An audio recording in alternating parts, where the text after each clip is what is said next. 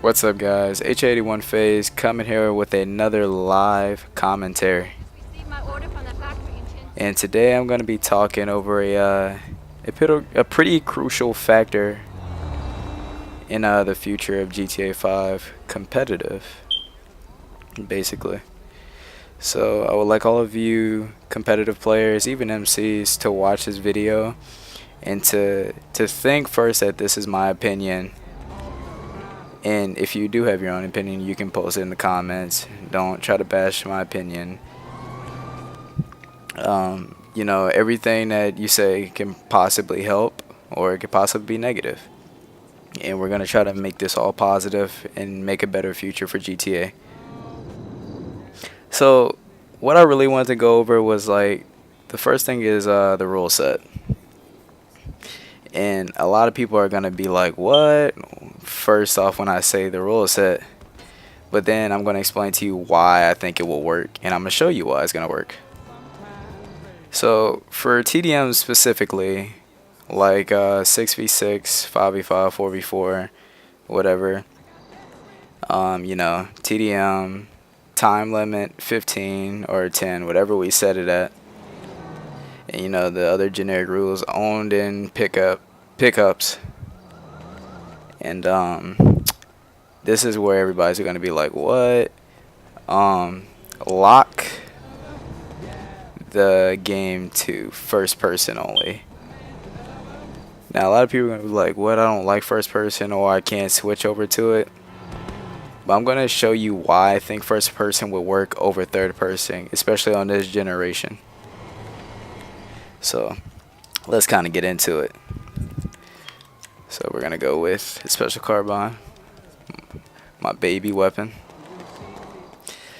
So basically a lot of people in GTA, especially competitive TDMs, we're all used to this, third person type stuff right here. But this is why I think first person will work over third. First I'm going to go over the negatives of third person. So everybody knows this guy right here. Shooting, wall glitching. Can't see him at all. He's just shooting you through the wall, getting kills. A lot of the reason why first person would instantly work over third person, it would cancel out people who like to wall glitch. And there are a lot of wall glitchers in GTA competitive. And to be honest, we would be a lot better without them in the competitive community with wall glitching. Reason why is when we even say rules say no wall glitching, people still do it. And sometimes it's an accident, I can understand sometimes people can accidentally wall glitch, they can come out like this and they'd be doing that. They get a wall glitch and they get a wall glitch kill, and then somebody's like, oh, well, we said no wall glitching, automatic forfeit or something crazy like that. Now, I'm going to kind of go over why I think first person automatically takes that out. First off, when you're in first person view, wall glitching is instantly out of it.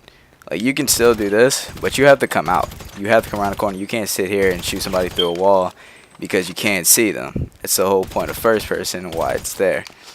It takes out the advantage of a wall glitcher sitting over here like this. Now you can still shoot somebody like this, but you can't wall glitch them, because in third person you probably get wall glitch somebody. Well, probably not on this side, but on the opposite side you can wall glitch. But wall glitching like that, it really won't work in first person. And another thing about first person is it's just it's like the bare bones always has been competitive thing. First person has always been a competitive, most first persons always end up competitive for the first reason they're competitive, and the game is good when you're in a first person game. This game is really good in first person. First off, everybody moves the same speed. Nobody's doing any lagging BS running in a circle like this or anything. And I do it too because it worked on the 360. It was just something that I could exploit. And in the first person world, you can't do that because it's more of setup. This is literally team setup. This isn't, wall glitch, get a BS kill, running around in a circle right here. And a gun battle. This is gun battle right here. This is all first person play.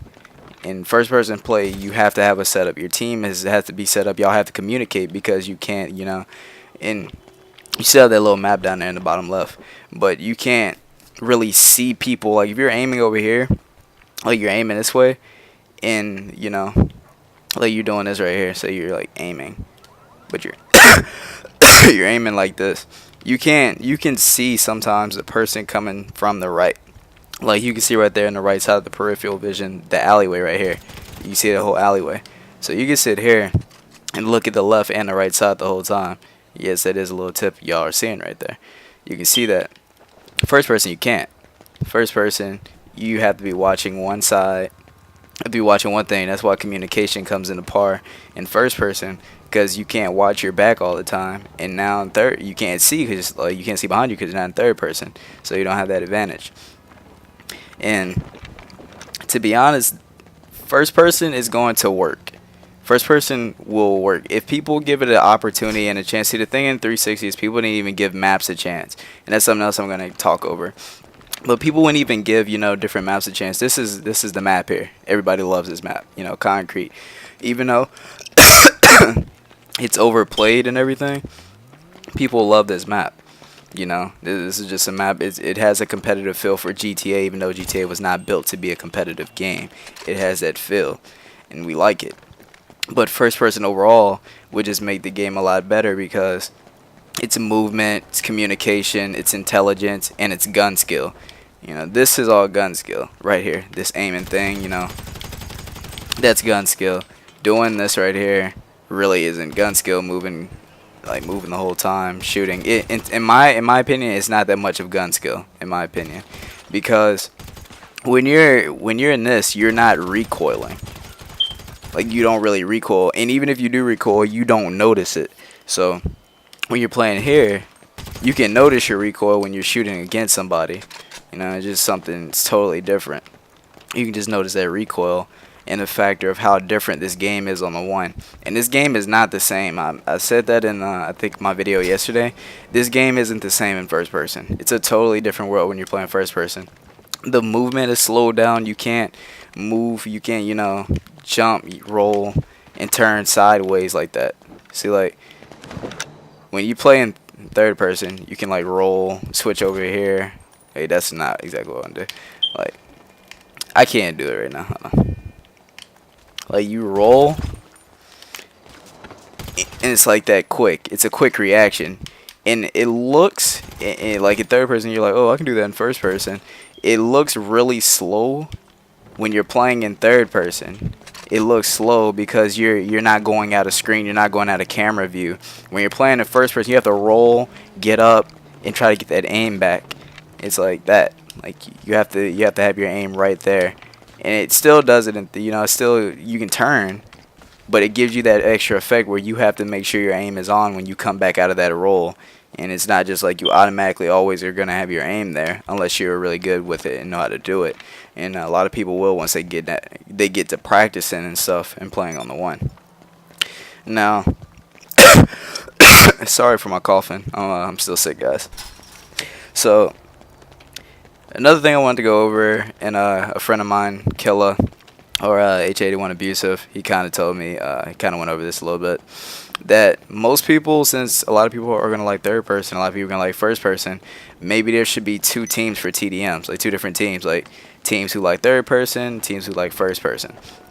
But the reality of it is what I told him is first person shooters always become the ones that go professional, or always the ones that are the competitively most played, which in reality first person is the game that should be, is the gameplay way that should be more competitively played, just the way that it's supposed to be played. Like the movement, you move slow, sideways, you do that. You want to run, you have to, run straight. You can't do all that crazy turning. Turning is like slow. It slows down because your gun goes like this. It's all competitively played. Playing in first person, it's a totally different world than a third person game. Even turning around, it's like that. It's totally different. Because when you turn around now, it's not like you have that full camera view. Your whole body turns around. It's not like you're just running and you can run still while you're looking behind like this. Like you can't just be running and looking behind your body like that. Your body literally turns around now. It takes the element out of just being able to see your backside now, which comes in hand to communication. Where competitive play, it won't work like that. Competitive play, you're not gonna be able to run around like that anymore. You're not gonna be able to just get crazy bots and stuff. That's what takes the element. That's what makes this game so much more competitive now once you play it that way. Now, like I was saying, it could be a third-person team and a first-person team, two separate teams. One team has a third-person squad. The other team, that same team, has a first-person squad. It really wouldn't matter either way. I mean, it's still, still TDM, still gonna play. Overall, first person, in my opinion, should be played more. In my opinion, I think it will be played more once people get the hang of it and like it more. And now, I want to go over, a committee basically. And what I mean by a committee is, a group of intelligent TDM players who are very professional at what they do in professional and business talk, all get together for a committee, have that little committee, enemy crews, it doesn't matter. See, when it comes down to this is the future of our game. Like, this is it right here, Xbox One. This is the future of GTA 5. And if, you can't mature up and actually try to help each other out when it comes down to situations like this, like, oh, our game may end up be on the verge of dying one day, like dying out, like no more players to play. This is what's going to keep our game alive. Like, you have to have people who can be professional, who can talk to executives and VPs and presidents and stuff, who will actually sit there and listen and not try to be like, oh, this is an enemy crew in the game. You can still be an enemy crew in the game, but when it comes to business talk, you have to have a business mindset and attitude. You have to go in there like, oh, we have to do this, we have to do that, because it's the only way we're going to move our game forward. You're not going to move your game forward not talking to people, because then we're just going to be stuck like, hey, Rockstar, let's do this, and you have 15 people talking to Rockstar, when obviously you should know that Rockstar is not going to listen to just 15 people. We have a whole TDM community, and I want the TDM community to get involved. This is a video for this is for even for MC. It doesn't matter. MC players, MC still play TDMs as well, just as well as we do. We just play it a little bit more because that's what we're branded as, basically TDM players. And this is the world that we have to play in, so we have to communicate with each other. And I want to try to get a committee together of good business players from TDM crews, enemy or friend, doesn't matter. And we talk over this stuff. And we talk about how we're going to present ourselves to Rockstar, how we're going to present ourselves in a good manner, because it's the only way we're going to do it. Reposting, just like reposting this video and retweeting and favoriting this video, this will help. Like, this video gets out to people. If everybody posts, if everybody retweets, this video will get out to people, and we need to do that because it's the only way we're going to progress our game forward. If you want tournaments for money, or you want tournaments, just tournaments in general for GTA hosted by Rockstar that can get a lot of attention, then we have to band together. Like, we have to talk to each other. We can't just can't ignore each other because we're on different crews in the game.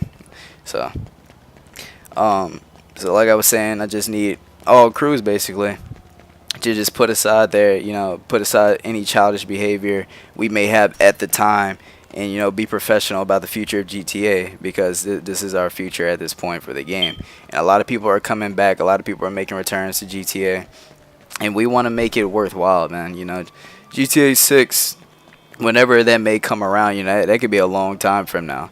So we want to keep this game as alive as we can. Like, look at GTA 4 at the end. Like, that's exactly what I mean. Like, the community had it had people, but it wasn't as big. We want to keep the community as big as we can to make the game, as watched and viewed and everything as we can. Now, last thing I kind of wanted to go over was it's a new generation now of maps, game types. Concrete can't take it no more 24/7. I'm honestly sick of it, and I know a lot of you players are sick of it. I have no problem playing concrete, but playing 20 concrete straight, that's ridiculous. Like, it's honestly time. The maps